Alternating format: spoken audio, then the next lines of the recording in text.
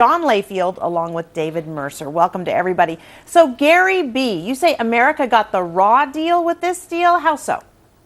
I honestly believe so, Brenda. Look, the whole reason we went through these shenanigans were to cut back on government, both spending and encroachment like Obamacare. Instead, we got almost the exact opposite. So not only is the government spending more, but this Kentucky kickback you talked about is indicative. You know, that was $2 billion extra that we've been appropriated now from the American taxpayer. That original project was only supposed to cost $775 million. So the cost now of that is triple. And that's indicative of things like Obamacare, Social Security, Medicare, Medicaid. That's the whole reason we went through that, to cut down on ineffective government spending. Instead, we're going the other way. We now have a debt more than 110% of GDP. We're getting into Greece levels. Okay. Well, Jonas, you say, though, that no deal would have cost taxpayers as well, and higher borrowing rates. We would have risked a default. Right. I don't disagree with the scope of what Gary said. Like, it would have been ideal if we dealt with the long-term issues. That was the whole point of this. Or just a clean debt increase, and then, you know, we just raise the debt and go back to our merry way.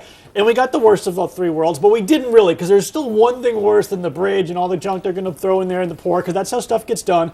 The government, you just saw $17 trillion. That's not like your mortgage that's due in 30 years. They have to roll that all the time. And if the interest rate goes up even like a few percent, all of a sudden you're talking about $1 trillion in interest that we weren't paying. It would bankrupt. Then we really would be Greece, and all the taxpayers would be paying for it. And it would be so much more expensive than building a bridge in every state in the land. So, yeah, or a dam or whatever they're building. So we got off a little better than it could have been, and it sure wasn't perfect. Well, but John, is no deal better than this one? Well, look, we should have took default off the table. We have enough revenue coming in no matter what to take default off the table, and that would have assuaged the world markets. That should have been done to begin with. But as far as this deal, look, I understand Jonas's sentiment about the fact this is politics as usual, but that is the problem. Look, this was supposed to be about character. It's supposed to be about integrity. This is supposed to be about stomping your feet and making a stand. And all of a sudden you throw this Kentucky kickback to McConnell, and all of a sudden now the Republicans say, hey, you know what? Let's just forget all about this, and let's just do absolutely nothing. We got no deal. We're on the exact same path we were 16 days before this when the shutout first started, and we are no further ahead right now. We are on our way to what Gary B. is saying, that somewhere down the line it's going to be like Greece. But you know, David, the pork in this bill is far, far less than the bacon that we've seen in lots and lots of bills before. You're absolutely right. And the expense, as Jonas was alluding to, of not reopening the government or ending the shutdown or coming anywhere near the prospect of defaulting and not raising the debt ceiling was far greater than anything you see in the bill that ended the shutdown. And so, you know, let's put it in perspective. And to the earlier point made by Gary, look, there could have been a conference of both the House and the Senate on the budget back in April. In fact, Boehner turned down 19 requests to get conferees and members around to talk about a budget to even avoid a shutdown. And the cost that Standard & Poor's has put at nearly $24 billion just for us shutting down the government. So it's a deal that had to be done, and it saved us a whole lot had it not been done. All right, Tracy, I see you shaking your head. I mean, first of all, that S&P number is totally an extreme number. And at the end of the day, we're going to be just fine. The government was never going to shut down. And John's right. We were never going to default. Why scare the public? Why does this happen all the time? And Brenda, I'll tell you what, this will never change unless we change the system altogether. Because this notion that this is just how things get done in Washington is a joke. We need term limits. We need these guys to go home because everything is about the next vote. McConnell got his kickback because, well, he needs to bring it home and get himself reelected again. And that happens over and over and over again. It's I'll give you this if you give me that. It is nothing about us at home. They could give a damn. They just want to be able to get the good tables at the restaurant and free cars off of our tax dollars. The system is totally flawed. It will happen over and over again. And you watch 30 days or 3 months from now, we'll be doing this all over again. And the best part is between holiday vacations and all their days off, they're going to have like 4 days to figure this out yet again. It's deja vu all over again.